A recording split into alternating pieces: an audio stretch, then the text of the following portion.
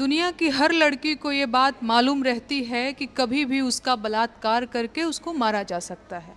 ये उनके मन का वो डर होता है जिसकी वो सबसे ज़्यादा गुलाम होती हैं। यही वो डर है जो दुनिया की तमाम बेटियों को जोड़ता है। इसी डर ने दुनिया की तमाम महिलाओं को एक साथ खड़ा होने का आधार दिया है। यही वो डर है जो मुझे अंकिता भंडारी से जोड़ता है। यही वो डर है जो मुझे मेरे देश की तमाम बहनों से जोड़ता है। यही वो डर है जो हमें एक धरातल पर लाता है। आखिर कब तक चुप रहा जाए? क्या देश की बेटियां अभी भी नहीं बोलेंगी? क्या वो अपनी बारी का इंतज़ार कर रही हैं? देश की सारी महिलाओं को अब सड़क पर उतरना होगा और इन जालिमों के खिलाफ लड़ना होगा। उन्हें बताना होगा कि उनका काम स्पेशल सर्विस देना नहीं है, और कोई कितना भी बड़ा वीआईपी हो, उनके ऑफिस का बॉस हो, उनकी इंडस्ट्री का प्रोड्यूसर हो, उनके मोहल्ले का गुंडा हो, चाहे वो इस दुनिया का मालिक ही क्यों ना हो, उन्हें मजबूर नहीं कर सकता। ये लड़ाई किसी एक पार्टी के खिलाफ नहीं है। ये लड़ाई किसी एक नेता के खिलाफ भी नहीं है। ये लड़ाई इस पूरी व्यवस्था के खिलाफ है जो महिलाओं को अय्याशी का सामान समझता है।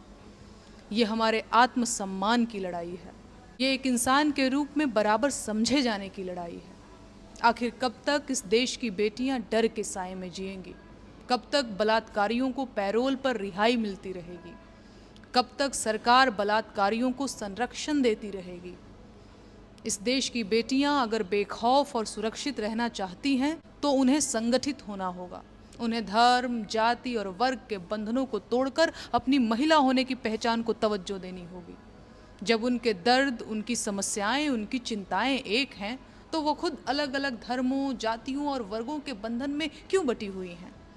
उन्हें एक वोट बैंक के रूप में खुद को संगठित करना होगा और सरकार को एक लाइन में समझा देना होगा कि बेटियों पर अत्याचार अब नहीं चलेगा, और अगर बेटियों पर अत्याचार हुआ तो ये सरकार नहीं चलेगी। बेटियां हमारे समाज की अनचाही संतानें होती हैं। पुत्रवती होने का आशीर्वाद जब काम नहीं करता, बेटा पैदा करने की कोशिश जब नाकाम हो जाती है, तब जाकर बेटियां पैदा होती हैं।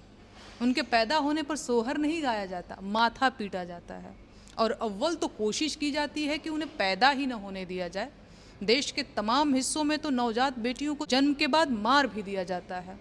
अपने पैदा होने की इन सारी अड़चनों से जूझकर जब बेटियां बच जाती हैं तो उन्हें उन भेड़ियों से बचना पड़ता है जो उन्हें बचपन में ही नोच खाने का मौका ढूंढते हैं। लेकिन अब ये नहीं होना चाहिए। बेटियों को भी बेखौफ जीने का हक है, और ये हक सिर्फ बोलने से नहीं मिलेगा। इसके लिए हमें लड़ना होगा, एक होकर लड़ना होगा। एक होकर तब तक लड़ना होगा जब तक हम जीत नहीं जाते। भारत की बेटियों, एक हो जाओ। दुनिया की बेटियों, एक हो जाओ।